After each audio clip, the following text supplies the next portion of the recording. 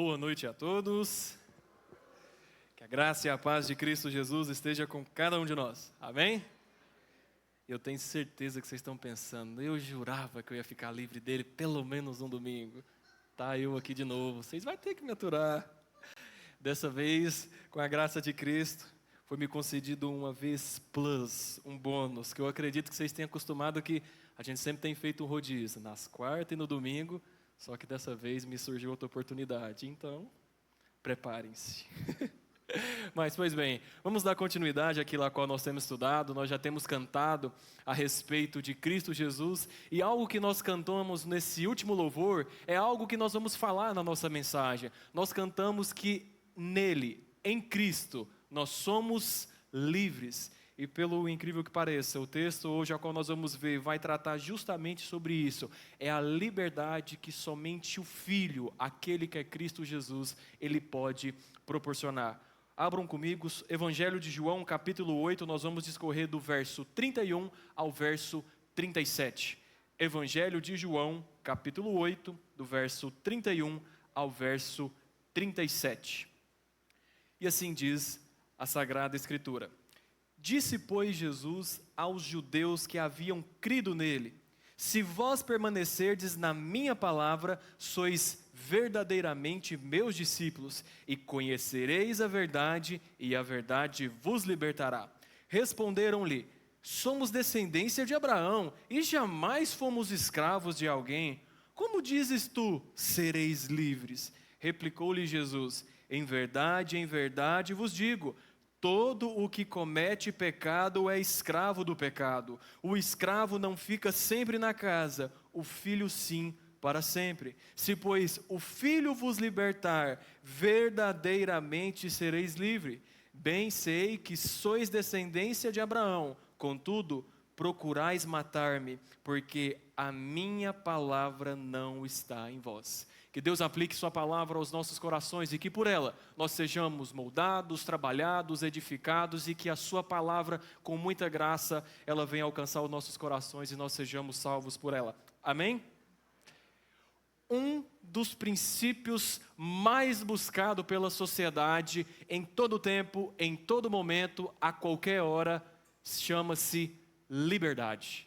Todas as pessoas buscam a liberdade de uma forma desenfreada, elas querem isso. O viver livre é um anseio de todas as pessoas, e isso não se aplica somente pensando naquelas pessoas que estão em um ambiente de prisão, mas todas as pessoas em um aspecto da sua vida querem viver uma liberdade. De alguma forma, nós lutamos por essa liberdade, nós brigamos por essa liberdade, e nós queremos de alguma maneira ter essa liberdade. Um exemplo que nós podemos dar disso, aqueles que buscam, de uma forma desenfreada talvez, a liberdade da dependência financeira.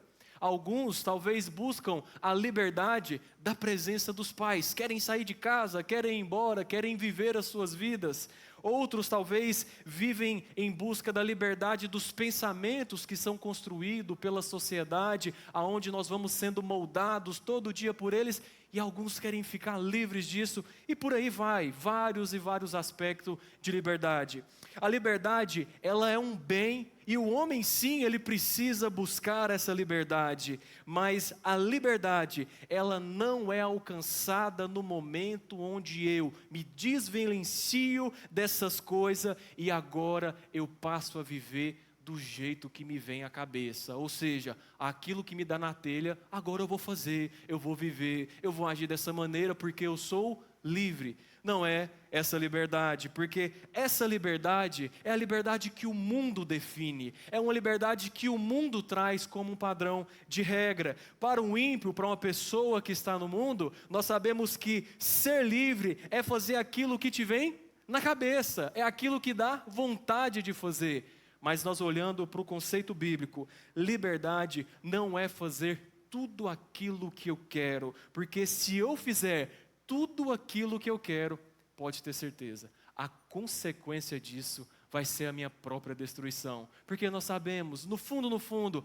os nossos desejos são maus e os nossos pensamentos piores ainda. Então, a liberdade não é fazer aquilo que me vem à cabeça, mas o conceito bíblico sobre liberdade está sendo apresentado aqui no Evangelho de João. O ápice do homem em questão de liberdade é quando ele, podendo fazer alguma coisa, diante de uma situação onde ele pode tomar a decisão, ele então decide fazer conforme o seu Criador, conforme aquele a qual estipulou sobre a sua vida. Ou seja, liberdade é, podendo fazer qualquer coisa, você resolve, você prefere, você se ajusta para aquilo a qual você foi criado. Ou seja, você foi criado para a glória de Deus Pai.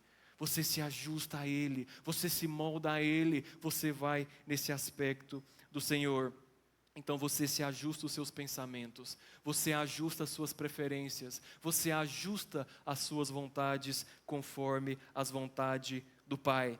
Você não toma nenhuma atitude por impulso, por emoção, você não faz algo de uma forma sem pensar, você não resolve aquilo simplesmente porque talvez é mais conveniente, ou porque é mais confortável, ou porque talvez é um pouco mais interessante de se fazer, ou até mesmo porque vai te trazer alguma rentabilidade se você tomar essa atitude, mas você sempre dedica o seu tempo em pensar: o que é que eu devo fazer para cumprir aquilo que Deus requer de mim? Quando nós começamos a fazer esse exercício, quando nós começamos a entender que a verdade é, se nós somos libertos, nós só somos libertos em Cristo, aí sim nós vamos entender o verdadeiro conceito da liberdade. Portanto, todas as vezes que é necessário, então, nós tomarmos algum tipo de decisão, onde você prefere fazer aquilo que Deus manda, ou você prefere, na verdade, fazer aquilo que você quer, ao invés daquilo a qual Deus manda, então você vai descobrir que, na verdade, você é um escravo. Você está amarrado naquelas coisas que Satanás ele tem colocado na sua vida. Você acaba se tornando um escravo do pecado. Você acaba se tornando um escravo daquilo que o mundo ele tem colocado sobre as nossas vidas. E esse texto ele é interessante porque é um texto muito conhecido. É um texto, inclusive, utilizado, eu tenho certeza disso, que você já viu alguns políticos usando ele. Certeza que você já viu naquela campanha eleitoral bonita lá, se um camarada chega lá: vota em mim, porque eu sou alguém que cumpre com a verdade, porque se conheceis a verdade vos liberta. É clichê, eu tenho certeza que em algum momento você já viu. É um texto muito conhecido, é um texto onde as pessoas gostam de utilizar, gostam de fazer uso dele, mas ele vai nos ensinar que a verdade pela verdade não é o que liberta, mas é uma verdade específica, é uma verdade contida em um alguém. E essa verdade se chama Cristo Jesus. É sobre essa verdade que liberta que nós vamos ver essa noite. Olhe comigo aqui bem atentamente o que diz o versículo 31 de João capítulo 8.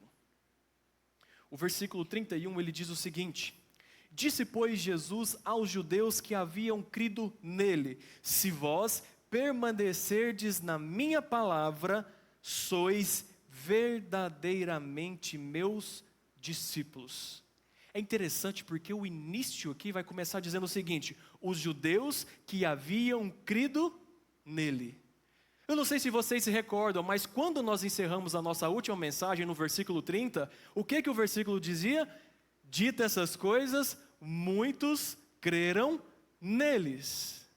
E é interessante que ele faz esse ligamento de uma sessão com a outra. Ele faz essa junção mostrando que aqui se trata do mesmo público. Aqui se trata dessas mesmas pessoas. Aí depois, lá na frente, ele volta para falar com esses homens de novo. Então, a fé que está sendo apresentada aqui por esses homens não é uma fé qualificada. Como assim, Jessé? É uma fé aonde nós vemos que esses homens, eles não tinham uma fé salvífica, mas sim uma fé no poder e nas coisas a qual Jesus Cristo ele tinha feito, aonde ele demonstra as suas autoridade e poder. Como que a gente consegue saber disso? Aonde o próprio Cristo, ele diz o seguinte: vocês não são livres, vocês é que são escravos do pecado, e a fé salvadora, essa fé é a fé que liberta, mas vocês não creram em mim dessa forma. Ele diz o seguinte: em verdade vos digo, todo o que comete pecado é escravo. E antes disso ele diz o seguinte: conhecereis a verdade e a verdade vos libertará. Esses homens, por mais que eles falavam que criam, eles criam no poder de Deus, eles criam nos sinais que ele tinham feito, mas eles não criam nele de uma forma salvífica. E a grande tensão que fica por todo o evangelho de João é justamente essa: a fé verdadeira, a fé genuína é aquela que salva. Mas João está apresentando aqui também que existe aquela fé que ela é só de aparência, não é aquela fé que salva, é aquela fé que você olha e fala: que maravilhoso, que bonito tudo isso que está acontecendo, eu acho interessante, mas para mim não.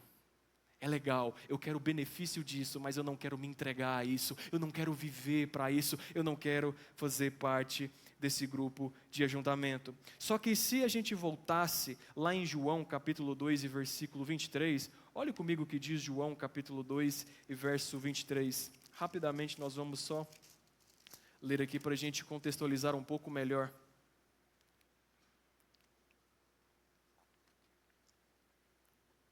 Aqui em João capítulo 2 e versículo 3, nós vamos ver dizendo o seguinte: tendo acabado o vinho, a mãe de Jesus lhe disse: eles não têm mais vinho. Aí lá no versículo 23, aí diz o seguinte: estando ele em Jerusalém, durante a festa da Páscoa, vendo os sinais que eles haviam feito, creram no seu nome. Eles estão aqui nesse momento na festa, onde que aconteceu aquele casamento, onde a água ela é transformada em vinho. Eu tenho certeza que vocês se recordam disso. E claramente o texto deixa de uma forma muito inequívoca aqui que eles creram. Esses homens, eles creram no Senhor. O versículo nos diz isso: estando ele em Jerusalém, diante da festa da Páscoa, muitos, vendo os sinais que ele faziam, creram no seu nome. Só que é interessante que esses homens, como eu disse, eles não creram no Senhor de uma forma salvífica, eles não creram no Senhor de uma forma onde eles iam entregar a sua vida a Ele, mas eles creram naquele poder. Olhe comigo o verso 24 e o verso 25, o que ele diz: mas o próprio Jesus não se confiava a eles, porque os conhecia a todos e não precisava de que alguém lhe desse testemunho a respeito do homem, porque ele mesmo sabia o que era a natureza humana. Eles creram, eles diziam que creram, mas no que eles tinham crido? Eles creram nos sinais. Eles creram nas maravilhas que o Senhor tinha feito, naquilo que Ele tinha feito naquele momento. E é interessante nós pensarmos nisso, né? Quem que não creria num momento como esse? Quem diante de uma situação como essa não creria no Senhor? Olhar para aquele lugar aonde só se encontrava água e de repente você se encontra com vinho. E não é qualquer vinho, era o melhor vinho que tinha naquele momento. Meus irmãos, até um bêbado, se estivesse passando na rua naquele momento, visse aquilo ali acontecendo, ia falar: não, eu vi, eu acredito nesse homem, eu creio nele. Qualquer pessoa ia crer no Senhor vendo um sinal como esse, porque um homem transformar água em vinho não é algo que você vê todo dia, não é algo que você contempla a todo momento. Então, quem que não creria? Todo mundo quer esse homem como o Salvador da sua vida. Todo mundo quer de alguma maneira obter ali esse Salvador. Só que uma coisa que nós vemos nesse contexto é: essas pessoas não queriam o Senhor como o Senhor da vida delas. Eles queriam como aquele que poderia prover o vinho quando faltasse, que poderia prover os sinais quando era necessário, mas eles não queriam entregar o seu coração a Cristo Jesus. Eles queriam o Deus que pode prover maravilhas, mas eles não queriam servir ao Deus que pode prover todas essas maravilhas. E o texto ele vai dando continuidade. Olhe comigo aqui João capítulo 3, o verso 1 e o verso 2, aonde nós vamos ver a respeito de Nicodemos, e nós vamos ver como isso vai entrelaçando, como isso só vai indo mais adiante. Verso 1 e verso 2 diz o seguinte: havia entre os fariseus um homem chamado Nicodemos, um dos principais dos judeus. Este, de noite, foi ter com Jesus e disse: Rabi, sabemos que és mestre vindo da parte de Deus, porque ninguém pode fazer esses sinais que tu fazes se Deus não estiver com eles. Qual que era a fé de Nicodemos? Qual fé que Nicodemos ele apresentava, que ele esboçava? Era a fé que via, era a fé que estava diante do sinal, era a fé que contemplava com a maravilha, com o milagre, porque ele olhava para Jesus e falava assim: olha, esse homem tem alguma coisa de diferente, esse homem não é normal, eu preciso de alguma maneira ter um tempo com ele, eu preciso conversar com ele, eu preciso saber. Essa fé foi a mesma fé que atraiu aqueles homens no capítulo 2, essa fé é a mesma fé que fez um homem do Sinédrio, que era um mestre, olhar para Cristo e falar que ele também era um mestre. Essa fé, a fé aonde só vê sinais, a fé aonde só vê maravilhas. E qual é a resposta que o Senhor Jesus Cristo ele vai dar a esse homem? Olhe comigo o que diz o versículo 3. A isto respondeu Jesus: em verdade te digo que se alguém não nascer de novo, não pode ver o reino de Deus. Aí Nicodemos pergunta: pô, Senhor, mas nascer de novo? Como é que funciona esse negócio? Parece que não dá muito certo. Como assim, nascer de novo? Ele conhece o conceito de novo nascimento. Nicodemos, ele sabia exatamente porque ele era um israelita. Ele tinha conhecimento a respeito da lei. Porém, isso ele não aplicava a ele mesmo. Ele não queria aplicar isso à sua vida, porque o conceito de ser uma pessoa espiritual, como eles se alegavam ser, não podia ser aplicado a alguém que genuinamente é israelita, principalmente pensando em alguém que era do alto escalão, que era do Sinédrio. Não poderia ser aplicado a ele de forma nenhuma. Um chefe de Israel, um homem que é perito na lei do Senhor, nascer de novo? Não. Isso não pode se aplicar a mim. Como é que eu vou entrar na barriga da minha mãe de novo, Jesus? Que conversa é essa que você está vindo para o meu lado? Não, isso não dá muito certo, não. Eu sou israelita, eu sou do Sinédrio. Eu não preciso nascer de novo, não. Esse negócio não funciona. Essa é a fé que não consegue entender o estrago que o pecado faz na vida do homem. Essa é a fé que bloqueia, que só faz ver o homem os sinais, as maravilhas, e não vê o Deus Salvador que está por detrás de todas essas coisas. Então, muitas pessoas creem, elas olham a Bíblia, elas dizem que se até admiram com as Escrituras, ficam impressionadas com aquilo que a palavra do Senhor traz, ela até tem um certo respeito pela igreja, acha legal as pessoas que estão aqui dentro, elas começam a perceber como nós vivemos dentro da casa de Deus e como isso é favorável para o lugar aonde estamos, as pessoas com uma boa moral, uma boa conduta, como de uma maneira na sociedade a igreja, talvez ela atinge com um bom comportamento, aonde tem que ser honesto, tem que ter várias qualidades, ela consegue perceber tudo isso, mas para tudo por aqui. Elas só conseguem ver essas qualidades, elas só conseguem ver esses pontos, porque para elas não fazem diferença, porque para elas traz vantagem só aquilo que é palpável, mas não a salvação. A salvação não faz tanta diferença assim, porque não é algo que se toca, não é algo que impacta da mesma maneira que essas outras ações faz. É a fé no poder de Deus, mas não é a fé no poder de Deus para salvar. Aquela fé que salva, a fé que regenera, a fé que transforma, a fé que muda o homem. E isso vai se estendendo no capítulo e vai mais adiante, capítulo 4, capítulo 5, 6, 7.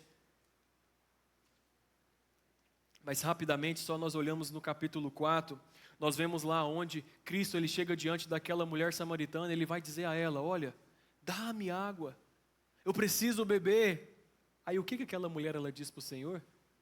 Senhor, eu sou uma mulher samaritana, e o Senhor está vindo aqui pedir água para mim, não dá muito certo isso, sabe que não funciona, um homem não pode chegar diretamente assim a uma mulher, o Senhor sabe da rixa que existe entre os nossos países, não é legal, o Senhor sabe que não funciona dessa maneira. Aí o que o Senhor diz para ela? Se eu te der da água que eu tenho, você nunca mais terá sede. Aí aquela mulher olha para o Senhor e fala assim, mas espera aí, o Senhor estava me pedindo água aqui agora, como é que o Senhor vai me dar água se era eu que ia te oferecer água? Não está fazendo muito sentido isso aqui.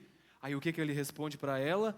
Você não conhece a água que eu tenho para te dar, porque se você conhecesse, você nunca mais passaria sede. Aí essa mulher ela olha para o Senhor e fala, Senhor, então me dá dessa água para que eu nunca mais tenha que voltar aqui nesse poço, para que eu nunca mais tenha que vir aqui buscar água. Vocês já repararam que sempre é assim? Só quer que resolve o problema imediato. É justamente assim que nós comportamos, é a fé naquele que transforma a água em vinho, é a fé no mestre que tem poder para fazer sinais e maravilhas, é a fé naquele que vai me dar água, para que eu nunca mais tenha que vir buscar água no poço, mas nunca é uma fé salvadora. Sempre é buscando algo, sempre é querendo algo, mas nunca é uma fé buscando a essência que é Cristo. Sempre querendo algo que o Cristo pode proporcionar, mas nunca Cristo. Nós sempre agimos assim. Essa é a grande tensão da fé genuína com a fé que é maquiada, que é apresentada aqui no Evangelho de João. Então, quando você tenha consciência, e eu poderia aqui passar, como eu disse, pelos capítulos 5, 6, 7, e a gente ia vendo um capítulo após o outro, todas as vezes isso se repetindo, acontecendo de novo, acontecendo e acontecendo, até o momento onde nós chegamos aqui nesse capítulo 8, e nós vamos ver o que está acontecendo aqui nesse capítulo. Então você entende o que está sendo dito lá no versículo 30. Eles creram. Mas no momento que eles abrem a boca, o que é que o Senhor diz a ele? Disse, pois, Jesus aos judeus que haviam crido nele, se vós permanecerdes na minha palavra, sois verdadeiramente meus discípulos. Ou seja, vocês dizem que creem em mim. E o problema não é crer e dizer que creu naquele dia, mas o problema de vocês é não permanecer na palavra. É isso que o Senhor estava dizendo para aqueles homens. Vocês até creem em mim que eu posso fazer sinais. Vocês até creem que eu posso realizar grandes feitos. Mas vocês não querem permanecer na palavra. Vocês não querem permanecer em mim. Vocês não querem ser transformados. Irmãos, eu queria deixar algo muito claro para nós em nossos corações. Levantar a mão, talvez quando o pregador ele faz aquele apelo, talvez bonito, mexe com o nosso coração, talvez você fica comovido, e no outro dia você torna a voltar a viver aquela sua vida miserável no pecado do mesmo jeito. Isso não tem efeito nenhum, isso não gera mudança de vida nenhuma, porque levantar a mão em um culto nunca salvou ninguém e nunca vai salvar. Nós precisamos de arrependimento genuíno, nós precisamos entregar a nossa vida de uma forma sincera ao Senhor e permanecer na sua palavra. Nós não podemos vir a Cristo somente pelaquilo que Ele pode proporcionar às nossas vidas, mas nós temos que ir a Cristo pelaquilo que Ele pode fazer em nosso ser, em nossa alma. Do que adianta a gente talvez conseguir grandes feitos, grandes maravilhas nesse mundo, mas no final de tudo isso a nossa vida ser lançada ao inferno? Versículo 32, volte comigo lá para João capítulo 8. Versículo 32, ele diz o seguinte: e conhecereis a verdade, e a verdade vos libertará. Vocês vão permanecer na minha palavra, e o resultado disso, o resultado que vocês vão ter, é que vocês vão conhecer mais de Deus, vocês vão conhecer mais a respeito daquele a quem Ele é. É por isso, meus irmãos, que ninguém pode se conformar em passar anos após anos em uma igreja e simplesmente dizer o seguinte: eu estou aqui e eu nunca aprendi nada. Passa-se os anos e nunca aconteceu nada na minha vida. Eu cheguei aqui, era em 1992. Nós já estamos em 2025, eu não sei nada. Não aprendi nadinha. Não mudou nada na minha vida. Nós não podemos nos conformar com isso. Quando nós entendemos que conhecer a verdade é conhecer a respeito de Deus, o prêmio que nós ganhamos com isso é conhecer mais a Ele, é viver uma vida mais de afinco com Ele, é conseguir falar mais a respeito do Senhor. Irmãos, conhecer a verdade é uma coisa maravilhosa. Inclusive, conhecer a verdade liberta. E como liberta? Como nos tira de um aprisionamento? Quando você não conhece a verdade, você vive preso. A ignorância, ela é uma escravidão. A ignorância, ela tem correntes terríveis que nos prende e nos deixa amordaçados. Você quer um exemplo disso? Pega uma pessoa, talvez em sua plena ignorância, aonde ela precisa fazer alguns negócios. Dá até pena de você ver uma pessoa dessa. A pessoa, quando ela é ignorante demais, e eu falo ignorância de conhecimento, não é aquela pessoa que tem a cara feia, não. É ignorância de conhecimento. A pessoa sofre, a pessoa pena. E principalmente quando tem aquela pessoa que é maldosa, que tem um coração ruim, aí que ela aproveita da situação. Chega lá, o camarada fala: não, mas isso aqui não vale tanto assim. Acaba que não vale mesmo não. E só vai e toma quase tudo de graça do coitado. Dá pena de ver a pessoa que ela vive preso nesse tipo de ignorância. E simplesmente, quando nós vemos essa prisão que ocorre na vida do homem, essa prisão que ocorre por conta da ignorância do homem, e você vai tratar, você vai falar com essa pessoa, mas parece que algo não consegue sair, algo não consegue ser mudado. A pessoa, talvez ela até tenta de alguma maneira expor, ela até tenta colocar algo para fora, mas parece que não sai, porque ela tem uma dificuldade, ela fica travada, ela não dá conta de falar. Aí você consegue ver a prisão que essa pessoa, ela se encontra. É ruim, é muito ruim, e a gente poderia dar N exemplos de prisão aonde as pessoas muitas das vezes se encontram, não só de ignorância, várias outras coisas. Mas quando nós olhamos para isso, nós entendemos que é ruim. Sim, é ruim. Mas existe uma prisão que é ainda muito pior, que é a prisão espiritual. A pessoa que ela vive cego no pecado, a pessoa que ela está amordaçada no pecado. Isso é algo terrível. É algo que ela vive enganada, ela vive presa, ela acredita de alguma maneira que ela está vivendo o melhor, que ela está fazendo tudo certinho, mas ela está cega pelo pecado.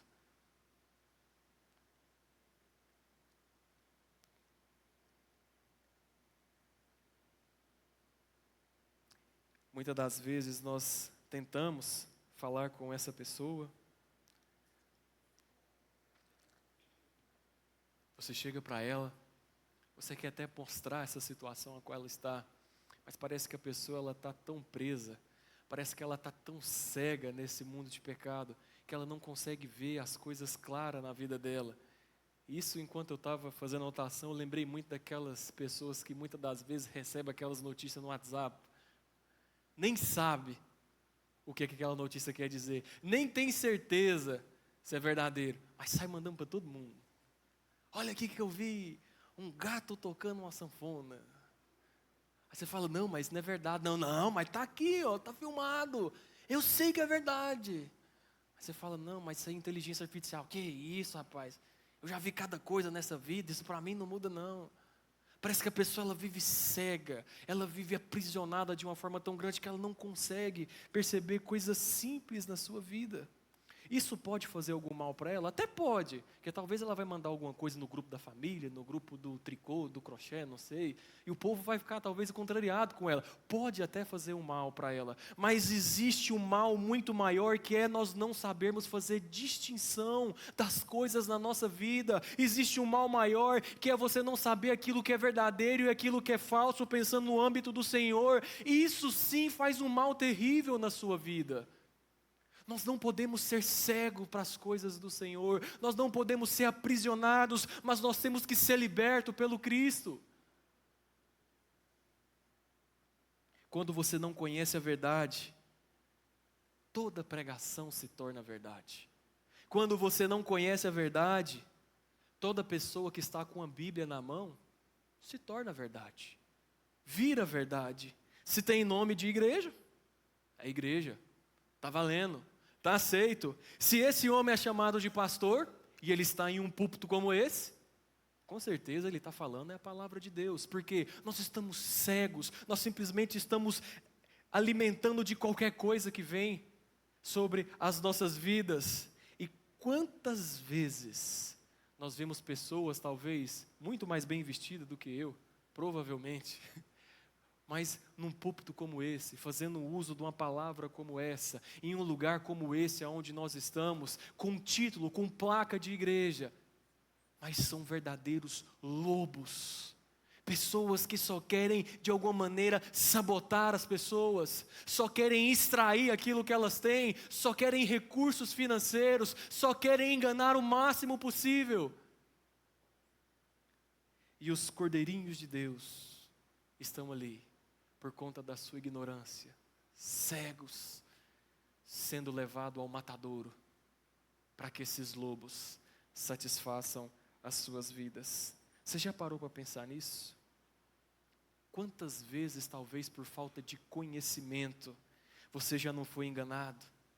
Enganado por falsas doutrinas, aonde talvez você até coloca isso de uma forma tão verdadeira na sua vida, que se alguém chegar para você e falar, não, meu irmão, mas isso não é verdade. Não, a vida inteira, tem 30 anos que eu ouço que é desse jeito, e é assim. Isso é verdade, funciona desse jeitinho, é dessa maneira. Quantas das vezes já não te enganaram com profecias? Aquelas famosas profetadas na sua vida. Quantas vezes já não te enganaram com línguas espirituais? Quantas vezes já não te enganaram com falso evangelho? Por simplesmente nós estarmos cegos na nossa ignorância e no nosso pecado. Porque a única coisa que nós temos buscado em Deus é aquilo que Ele pode colocar na nossa vida e não aquilo que Ele pode transformar em nosso ser. Até o momento onde alguém um dia abre a Bíblia para nós e começa a apresentar as verdades contidas dentro dela. E o pior de tudo é que ainda muitas das vezes nós gostamos de dizer e falar assim, não, isso é mentira, isso não é desse jeito que acontece não. Você está falando isso aí só para de alguma maneira me ferir, para talvez mudar alguma coisa aqui, mas não é assim que funciona. Eu sei que não é. Só que aí você vai lá e prova, diante da palavra, que é tudo verdade. Então você começa a tirar um peso das suas costas. Você começa a observar que talvez todo aquele rito que você tinha, toda aquela vida religiosa, nunca foi necessário perante a palavra do Senhor. Talvez quantas pessoas, por tanto tempo, feridas por ideologias de homens, coisas que nunca estavam escritas na Bíblia, talvez até mesmo se afastaram de uma igreja como essa. Mas quando nós nos deparamos com o verdadeiro Evangelho, nós vemos que não é muito bem aqui assim. Então você consegue tirar um peso das suas costas, porque a verdade ela liberta. A verdade ela nos tira esse peso, essa sobrecarga. Conhecereis a verdade e a verdade vos libertará. Olhe comigo qual é a reação desses homens no versículo 33, e eu prometo que eu vou acelerar o máximo que eu der conta. Responderam-lhes: somos descendência de Abraão e jamais fomos escravos de alguém. Como dizes tu, sereis livres? Você está pensando, você está falando com quem, Jesus? A gente é da descendência de Abraão, sangue puro, sangue nobre. O senhor está achando que está falando com quem aqui? Nós somos da linhagem especial, Jesus. O senhor está achando que está tratando com quem? Matthew Henry, ele faz um comentário aqui, só que às vezes ele é um pouco irônico. Eu acho interessante e eu queria trazer esse comentário dele. Ele diz o seguinte: eles parecem aquelas famílias decadentes que vivem falando do pensado. Ah, você está falando que eu sou quem? Rapaz, você sabe com quem você está falando? Eu sou fulano de tal. A minha família é essa, e que não sei o quê, e que eu tenho isso, a minha família fez isso. Matthew Henry, ele faz questão de mencionar essas pessoas. Aí você vai ver quem que é o fulano de tal hoje. Ninguém nem sabe quem que é essa pessoa. Ninguém está nem aí para quem que é, para que fez a família dessa pessoa. Talvez em algum momento, talvez há uns 20, 30 anos atrás, já foi uma família que teve uma boa tradição. Talvez uma família que fez bastante coisa, mas hoje não é mais nada. E a pessoa vive apegado a isso, vive apegado a esse passado, aonde esses próprios homens podiam dizer aqui também: nós somos da descendência de Abraão. Cuidado, Jesus, cuidado com quem você tem falado. Mas aí você vai ver, não é nada disso. Não tem nada de tão mirabolante nisso, não tem nada de tão especial nisso. Na verdade, esses homens só se viviam apegados ao passado, porque falar do passado é algo fácil. Porque não tem ninguém, talvez de algumas décadas atrás, para poder chegar e comprovar que aquilo tudo que eles estão dizendo é mentira ou que é verdade. Aí a pessoa ela só vai aumentando, só vai falando mais. Ai, que minha família fez isso, que não sei o quê, tarará. Nós somos da descendência de Abraão e jamais fomos escravos. É interessante a gente ler isso aqui, porque, como assim? Nunca foram escravos?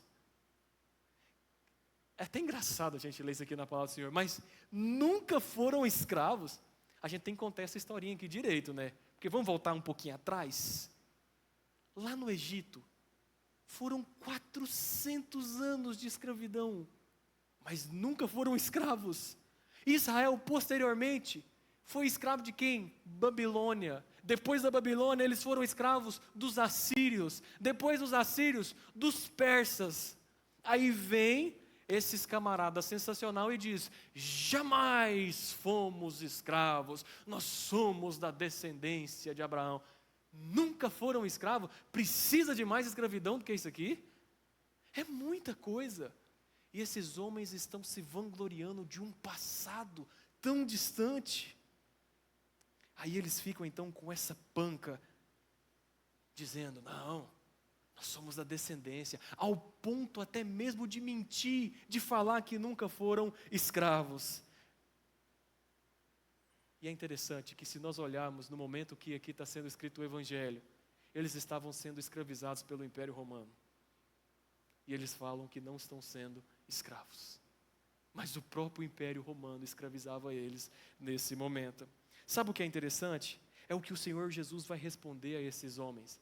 Ele não se apega a esse detalhe, mas ele vai dizer o seguinte: ah, vocês são escravos sim, e vocês já foram. Não, ele não faz isso, porque esse pensamento mundano deles sempre vai estar ligado ao poder civil, aquilo que era palpável, aquilo que eles podiam pegar. Não, nós não somos escravos hoje. Nós passamos um período sim, sendo escravo do Egito, um outro período ali, outro cá, mas nós sempre fomos um povo livre, porque nós somos da descendência de Abraão. Eles se apegaram à descendência como a descendência em si ela fosse a liberdade. Mas Cristo vai mostrar que a descendência da salvação, ela não é algo hereditário, ela não é algo que passa de uma geração para outra. Olhe comigo o versículo 34. E replicou-lhe Jesus: em verdade vos digo, todo o que comete pecado é escravo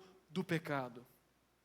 O desejo deles era trazer a discussão aqui justamente para o reino material, para o reino físico. Nós não somos escravos, mas nós somos filhos de Abraão. Aí o que Jesus responde? Todo o que comete pecado é escravo do pecado. Esse daqui é o ponto, esse é o âmago da questão. Não é se vocês estão pagando imposto para o fulano de tal, não é se vocês estão sendo escravos de tal imperador, de tal reino, mas se você é pecador, você é escravo do pecado. É isso que Jesus está querendo deixar de uma forma muito escancarada para esses homens, é isso que o Senhor está querendo mostrar para eles. Ser escravo dessas pessoas, passar por tudo o que vocês passou, não é ruim. Existe algo que é muito pior, é a prisão da escravidão do pecado a qual vocês estão vivendo. Jesus queria deixar isso muito escancarado para eles. E nesse momento a gente vê que o argumento deles se acaba por aqui, né? Falar o que aqui agora? Dizer mais o quê? Não tem mais nada para se dizer, porque eles se apegaram na descendência. Só que a descendência, ela não é hereditária, pensando no aspecto salvífico. Não tem como você passar de uma geração para outra a salvação. Eu tenho certeza, meu irmão, você nunca vai encontrar em um testamento a seguinte frase escrita com seu nome: a salvação vai ficar para o fulano, beltrano de tal. Você não vai encontrar isso. Porque a salvação, ela não é hereditária, ela não é passada de pai para filho, ela não é passada de gerações para geração, mas a salvação é algo individual, é algo que o homem em si só ele tem que buscar pessoalmente com Deus. Diante disso, meu irmão, tenha consciência do fato de que, se os seus pais são salvos, isso não quer dizer que você seja uma pessoa salva. Tenha consciência de que, se você é uma pessoa salva, isso não faz com que os seus filhos sejam salvos, porque a salvação, ela não é hereditária, ela não é passada pelo corpo sanguíneo. Mas há uma necessidade pessoal de entrega, há uma necessidade de nós fazermos a nossa própria confissão de pecados. Versículo 35. O escravo não fica sempre na casa, o filho sim, para sempre. Jesus é interessante que ele não vai destrinchar muito aquilo que ele faz aqui nesse comentário, mas Paulo, lá em Gálatas, ele fala mais a respeito disso, ele olha mais um pouquinho a fundo nesse assunto. Olha comigo rapidamente Gálatas capítulo 4, versículo 24 e o versículo 31, até o versículo 31. Ele diz o seguinte: essas coisas são alegóricas, porque essas mulheres são duas alianças. Uma, na verdade, se refere ao Monte Sinai, que gera para a escravidão. Essa é Agar. Ora, Agar é o Monte Sinai na Arábia e corresponde a Jerusalém atual, que está em escravidão com seus filhos. Mas a Jerusalém, lá de cima, é livre, a qual é nossa mãe, porque está escrito: alegra-te, ó estéril, que não darás à luz, exulte e clame, tu que não estás de parto, porque são mais numerosos os filhos da abonada que os da que tem marido. Vós, porém, irmãos, sois filhos da promessa, como Isaque, como, porém, outrora o que nascera, segundo a carne, perseguia ao que nasceu segundo o Espírito, assim também agora. Contudo, que diz a Escritura: lança fora a escrava e seu filho, porque de modo algum o filho da escrava será herdeiro com o filho da livre. E assim, irmãos, somos livres, não da escrava, e sim da livre.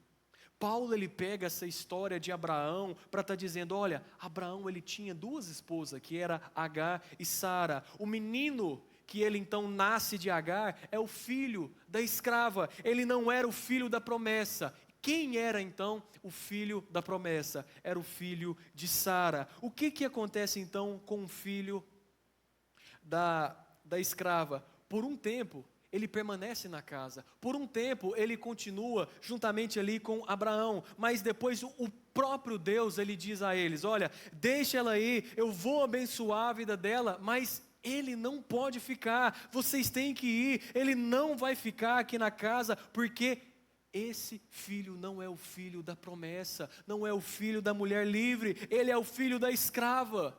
E o filho da mulher livre, que é o filho de Sara, que é o filho da promessa, da mulher verdadeira, O que é que acontece então com ele? Ele permaneceu em casa. Então é justamente isso aqui que o Senhor está apresentando. É isso daqui que vai acontecer com Jerusalém. Vocês são judeus que dizem crer, mas vocês estão negando Cristo. Vocês dizem ser filhos de Abraão, mas negam a fé de Abraão. Vai acontecer com vocês justamente o que aconteceu com Ismael. Vocês vão permanecer um tempo na casa, mas depois vocês vão ser tirados fora. Ele passou um tempo em casa, como Israel passou um tempo em casa, mas por eles negarem, eles então foram expulsos. Paulo ele vai trazer um pouco do aspecto da verdadeira descendência lá em Romanos, aonde ele diz que a descendência ela não é aquela que vem da herança hereditária, mas é aquela que vem da herança da fé. Quem crê, esses sim serão os filhos de Abraão, esses sim serão salvos. Não é algo que é passado de uma mãe para um filho, de um pai para um filho, mas sim aqueles que crê no Senhor Jesus Cristo. Volte comigo para João capítulo 8, verso 36.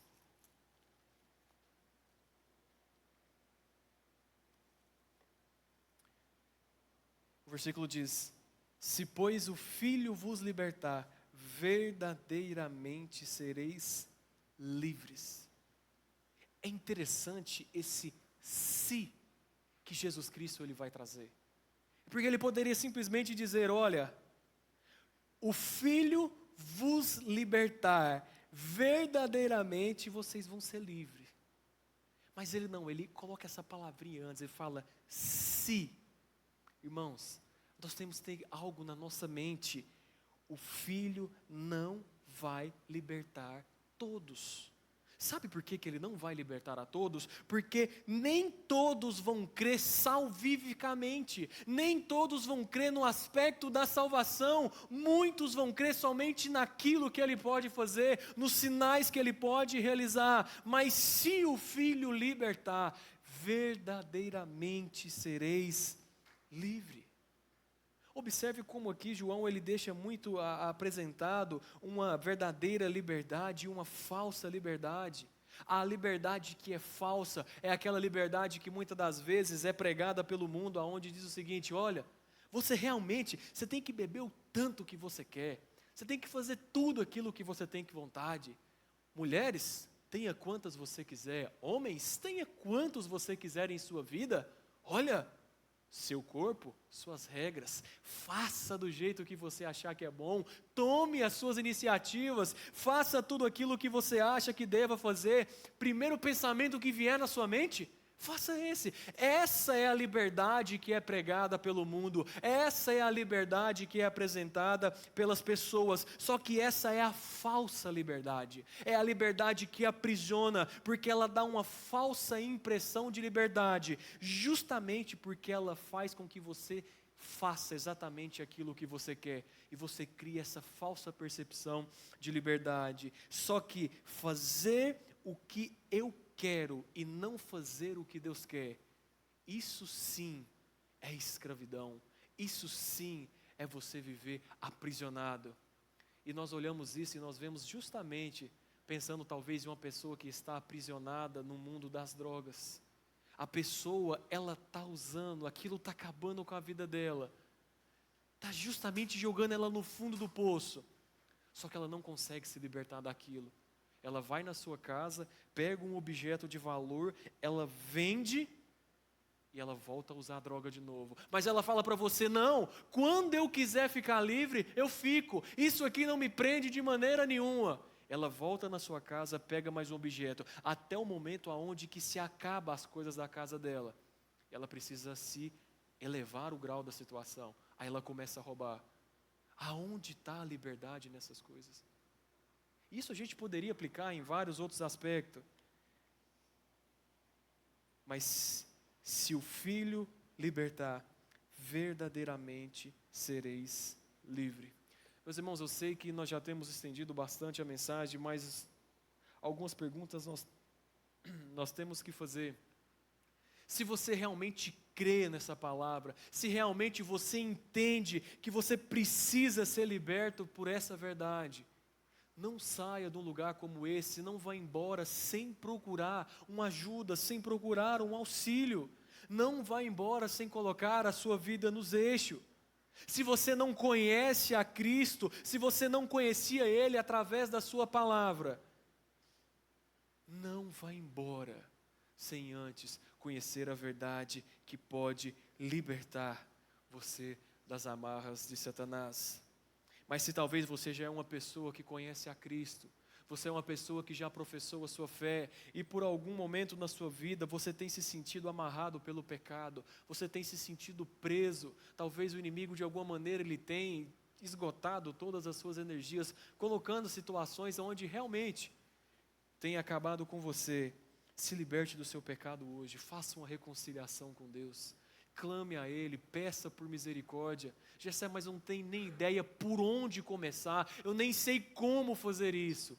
Nós queremos ajudar você, nós queremos ajudar para que você seja livre de verdade, porque se esse que tem poder ele libertar você do pecado, você não vai ficar meio livre, você vai ser livre por completo, porque a liberdade dele é uma verdadeira bênção que vem sobre a nossa vida. Por fim, versículo 37, só 2 pontinhos e a gente encerra. Bem sei que sois descendência de Abraão, contudo procurais matar-me, porque a minha palavra não está em vós. Algumas traduções, eu não sei se a tradução de vocês está assim, mas algumas traduções vão dizer, não entra em vós. Ele começou a dizer, olha, vocês dizem que creem, mas se vocês creem, vocês vão permanecer na minha palavra. Como é que ele vai encerrar? Como é que ele então vai acabar aqui no final dizendo, eu sei que vocês são da descendência de Abraão. Vocês perceberam que ele não fala que são filhos, mas ele fala que é da descendência. Então, por que vocês querem me matar? Por que vocês querem acabar com a minha vida? Se até mesmo Abraão, que viu o meu dia e creu, por que vocês querem me matar? Por que vocês querem acabar com a minha vida? Então, vocês não são filhos de Abraão, porque vocês não retêm a minha palavra, vocês não permanecem na minha palavra. Meus irmãos, o que realmente vai dizer que você é um cristão de verdade? O que é que realmente é a identidade? É a carteirinha que certifica você como um cristão? Não é, talvez, você dizer que você creu, não é quando você levantou a mão, como eu disse no apelo do pregador, mas é se você permanece na palavra, é se você de uma forma genuína entregou o seu coração ao Senhor e nela você permanece. Eu não sei se talvez você possui alguma dúvida em relação à sua salvação. Eu não sei se você talvez possui alguma dúvida em relação a como fazer a entrega da sua vida. Mas eu não gostaria que você fosse embora sem antes você tirar todas essas dúvidas. Nós temos a disponibilidade de ajudar você em cada aspecto. Mas lembre-se, a liberdade que o mundo ele proporciona é uma falsa liberdade. A única liberdade que nós podemos encontrar, ela está na palavra do Senhor. É em Cristo Jesus. Somente Ele pode nos libertar. Que Deus nos abençoe. Amém.